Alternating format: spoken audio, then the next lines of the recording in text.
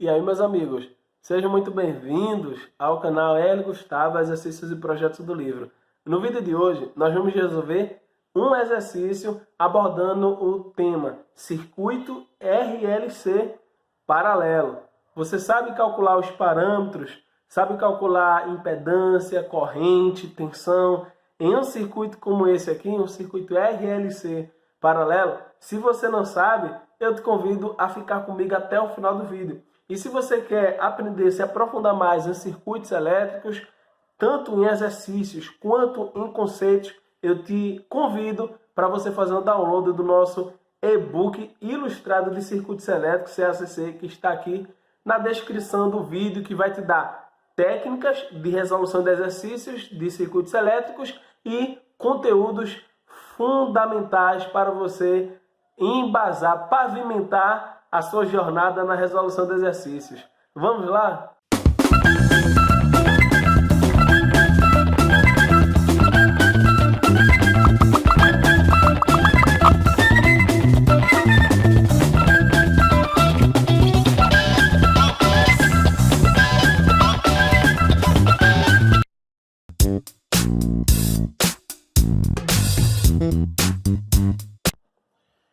Bem, vamos lá. Questão 18.5 é uma questão onde abrange circuito RLC paralelo e eu queria desenhar essa questão.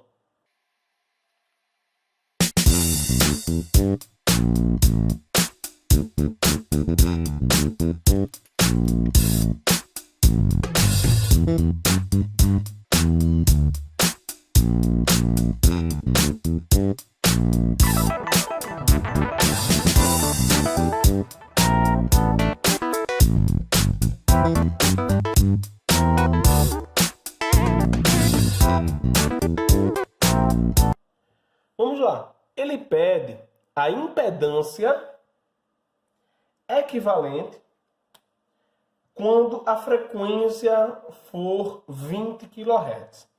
Antes de iniciar a resolução da questão, eu quero explicar para você que quando você tem componentes resistivos e principalmente componentes reativos, você tem uma diferença de comportamento entre os componentes. Perceba, se o componente for resistivo, ao variar a frequência, ao mudar a frequência, ao ter uma frequência, você não muda a sua resistência. Ou seja, o resistor, ele não muda a sua resistência com a frequência.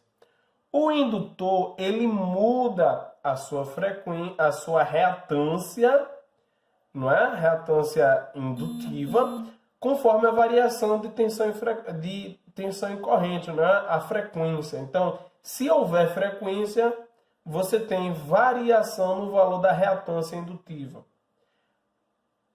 A reatância capacitiva, ela também muda, não é? Aqui vai ter um XC, aqui vai ter um XL. Ela também muda com a frequência. Então, se a frequência ela muda, a reatância indutiva muda, a reatância capacitiva muda e, portanto, a impedância do circuito muda como um todo. Então, por isso que ele fala em 20 kHz. Então, vamos lá. Para calcular essa impedância equivalente, você precisa enxergar cada componente desse como uma impedância. Então, é importante que você faça um outro desenho aqui para facilitar, como eu sempre gosto de fazer. Você tem aqui uma fonte de tensão, você tem aqui uma impedância, você tem aqui uma outra impedância, que é a impedância do indutor, e você tem mais uma impedância, que é a impedância do capacitor. A impedância do resistor eu vou chamar de ZR, a impedância do indutor eu vou chamar de ZL, e a impedância do capacitor eu vou chamar de ZC. Para você calcular a impedância equivalente de três impedâncias em paralelo, a primeira coisa, você precisa ter os valores dessas impedâncias. Então, vamos calcular aqui o valor de ZR. O valor de ZR é a sua própria resistência, que no caso vale 2,2 kΩ. E conforme eu falei, a impedância do indutor, ela varia conforme a sua reatância indutiva e a reatância indutiva varia conforme a frequência. A impedância indutiva vai ser JXL. JXL. O XL é a frequência angular vezes a indutância. Então você tem aqui o J, a frequência angular é 2πf, vezes a indutância aqui para completar a equação. Então, substituindo os valores, eu tenho J, eu tenho 2, eu tenho π, que é a constante, 3,14, eu tenho a frequência, que é igual a 20 kHz, e eu tenho a indutância, que é igual a 20 mHz. Então, substituindo aqui, 2π vale 3,14, a frequência vale 20 kHz, 20 elevado a 10 à terceira, e a indutância vale 20 elevado a 10 a menos 3. Então, fazendo essa conta aqui, você vai chegar que a indutância, ou melhor, a impedância indutiva, ela vale J 2,5 kΩ. Então, essa é o valor da impedância indutiva. E como é que você calcula a impedância capacitiva? Então, aqui ZC é igual a menos J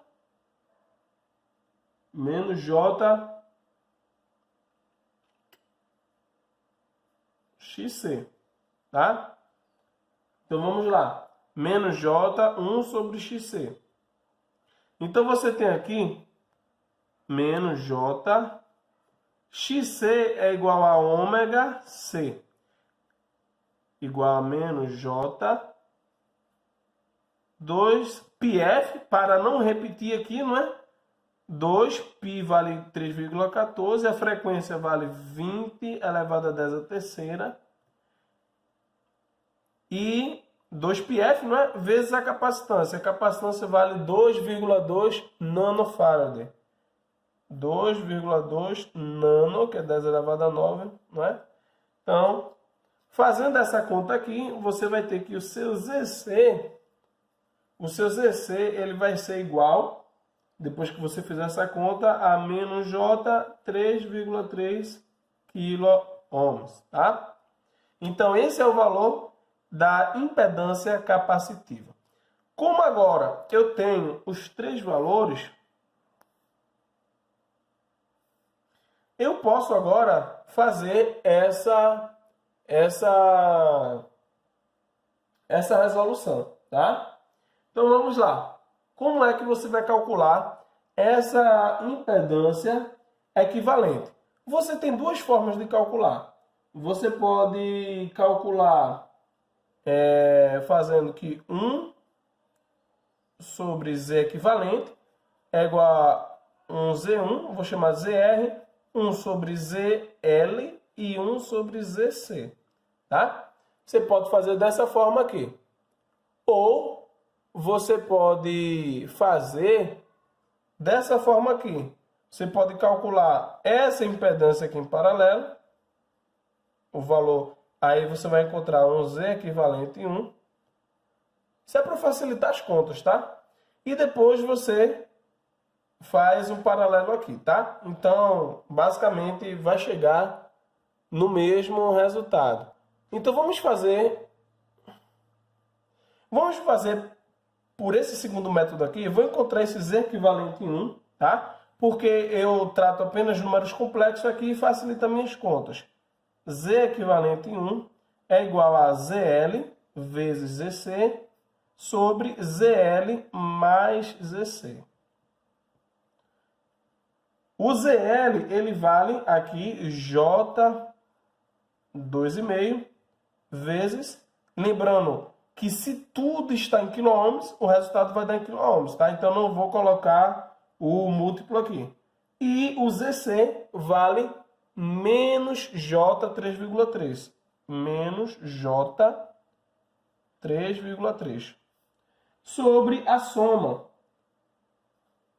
J 2,2,5 menos J, ou melhor, J 3,3, tá? Então vamos lá. Lembrando, como aqui como aqui a multiplicação aqui é uma operação aritmética, então nós vamos fazer o seguinte. Vamos colocar o submúltiplo aqui. Aqui vai ficar 10 elevado a 3.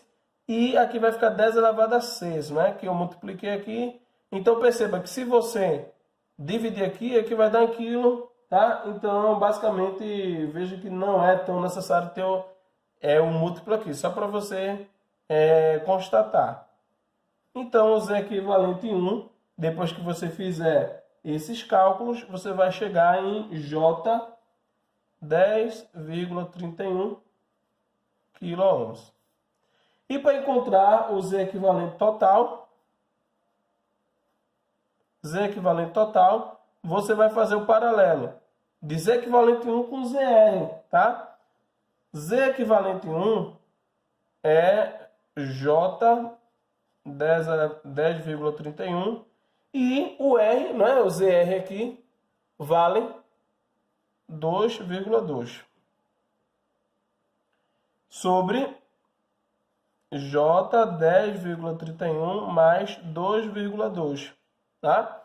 Então, fazendo essa divisão aqui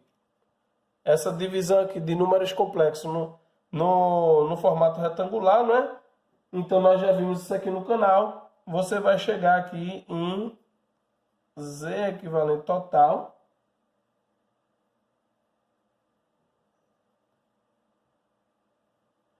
não é? E transformando para polar é igual a 2,16 ângulo de 2,1 graus.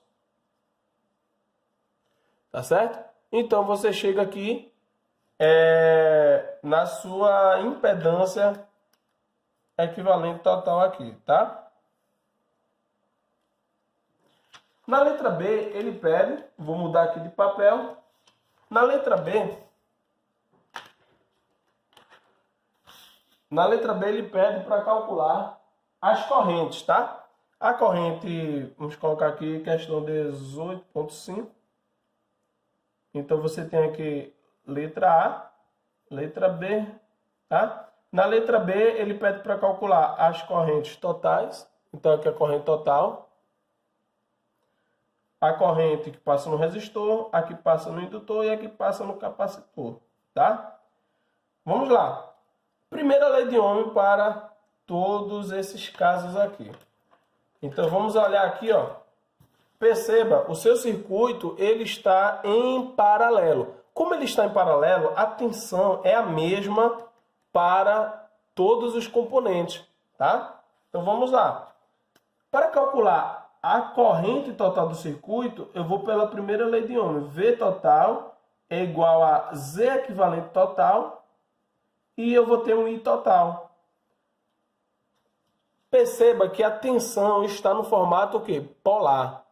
Então, foi bom aqui já encontrar o resultado da impedância equivalente total no formato polar também. Então, aqui, ó, o V vale 100, ângulo de 0 volts. A impedância equivalente total, conforme nós acabamos de calcular, vale 2,16, ângulo de 12,1.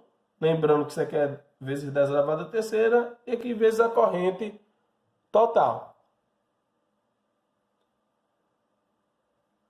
Então agora para calcular a corrente total, você vai fazer IT, você vai pegar o 100 e vai dividir por 2,16, ângulo de 12,1 vezes 10 elevado à terceira.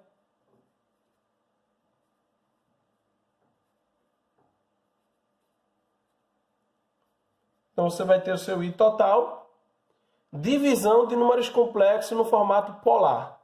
Então 100 dividido por 2,16, 100 dividido aqui por 2,16 vai dar 46. 12,2.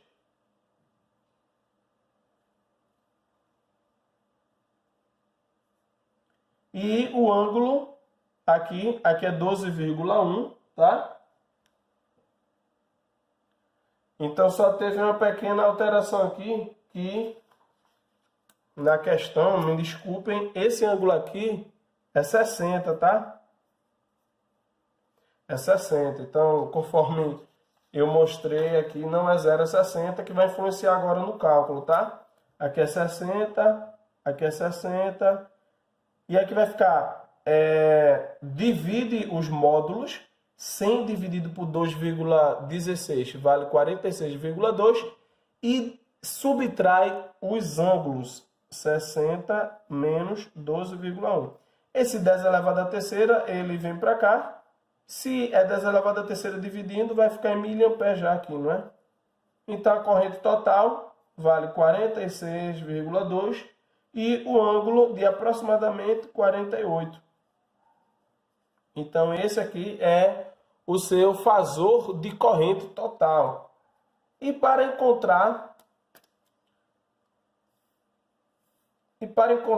as demais correntes, você vai fazer da mesma forma. Então aqui, ó, a corrente no resistor é igual à tensão que está sobre ele, que é a tensão total, já que todo mundo está em paralelo, sobre a impedância do resistor. Então você vai ter 100, ângulo de 60.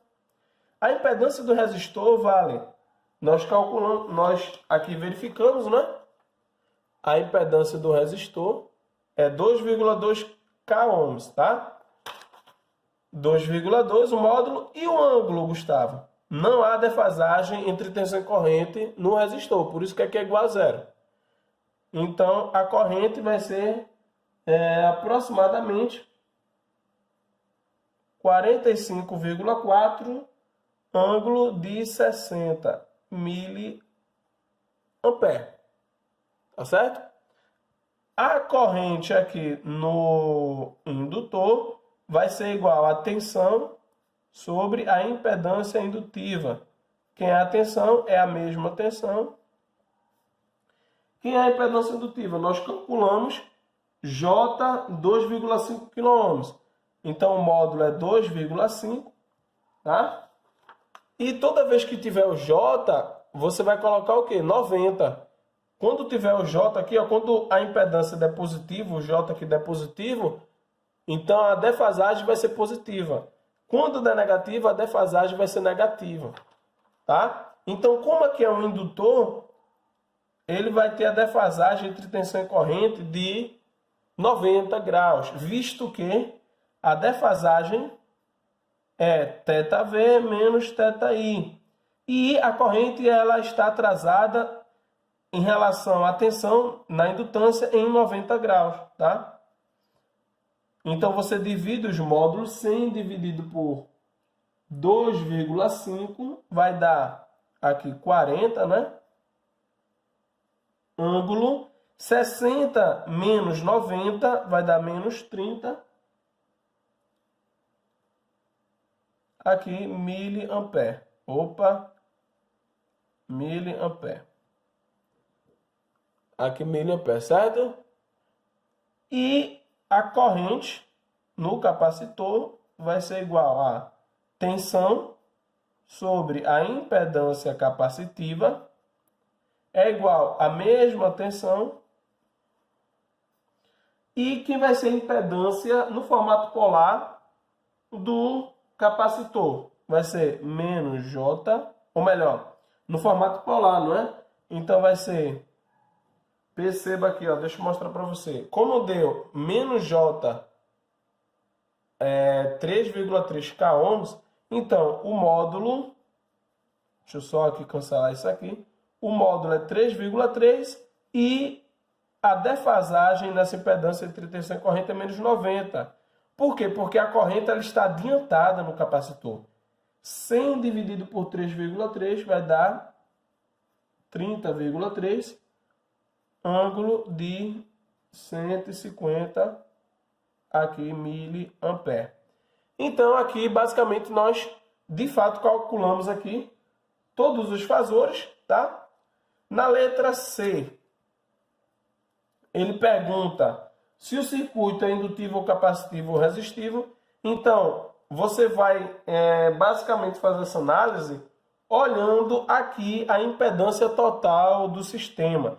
Então, se você quiser, preste atenção nessa dica, se você quiser saber a natureza do circuito, se ele é resistivo, se ele é indutivo ou capacitivo, você precisa olhar a defasagem na sua impedância, na impedância do circuito.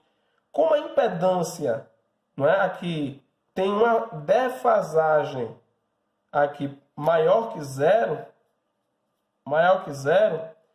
ela é indutiva. A impedância é indutiva, então o circuito ele é indutivo. Então, se a defasagem for maior do que zero, o circuito é indutivo. Se a defasagem for igual a zero, o circuito é puramente, ou melhor, o circuito é resistivo. E se for menor que zero, o circuito é capacitivo.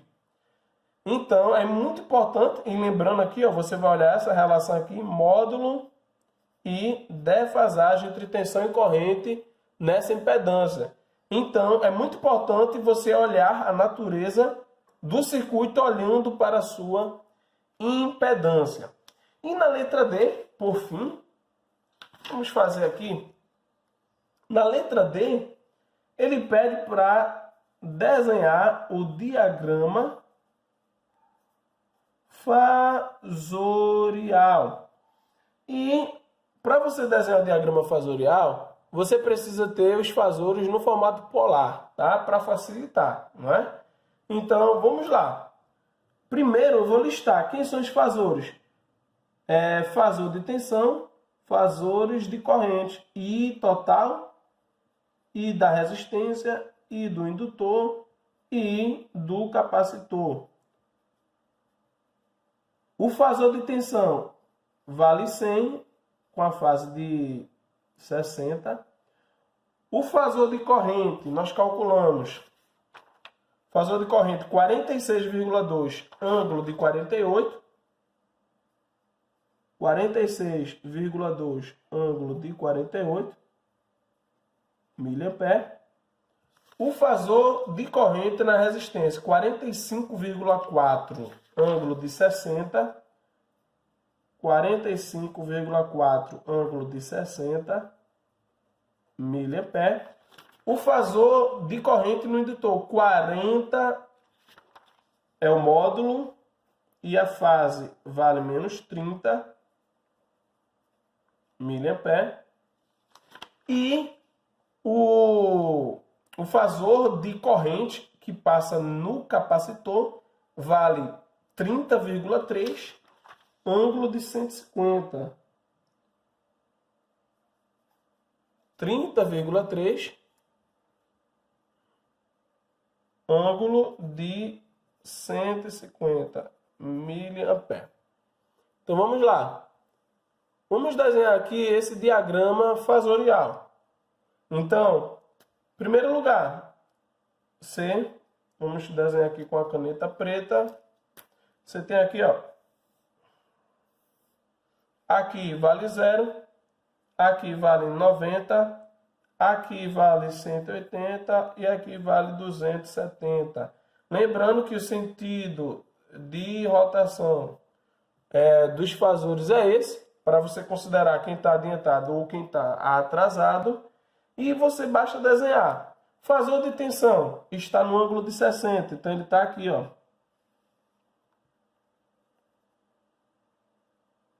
Então aqui é fasor de tensão. Então aqui, ó, 60. Vamos lá, fasor da corrente total, 48. Então, vamos desenhar aqui de outra cor, 48. Fasor de corrente aqui, 48, não é?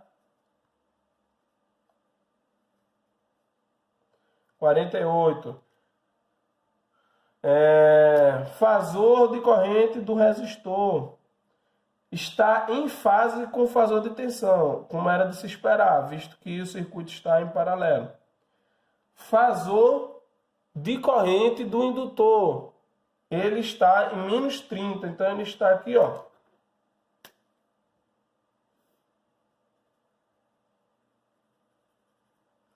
Menos 30, fasor de corrente do indutor. E fasor de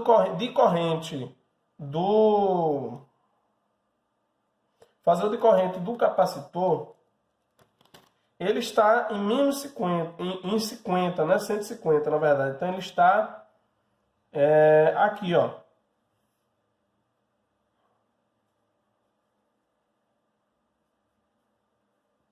Certo? Então, se você traçar esse ângulo aqui,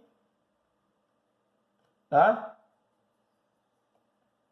Traçar esse ângulo vai dar 150. Então, vamos fazer uma análise bem básica aqui. Então, perceba que a corrente do capacitor ela está adiantada em relação à fonte, como era de se esperar, tá? A corrente total do circuito está atrasada, por isso que o circuito é indutivo, está atrasado em relação à tensão da fonte. A corrente o fasor de corrente do resistor está em fase com a tensão, porque é a mesma tensão que está sobre ele, não há defasagem entre tensão e corrente, né? Lembrando que aqui, ó, você tem aqui o fasor também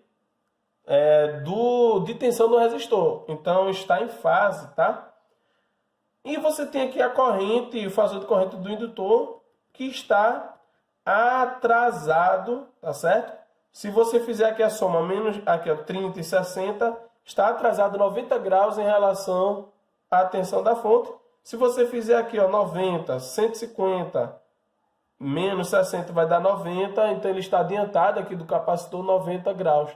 Então é assim que você faz o diagrama e análise dos fasores. E aí, gostaram da resolução? Muito trabalho, hein? Mas no próximo vídeo tem mais exercício. Abraços!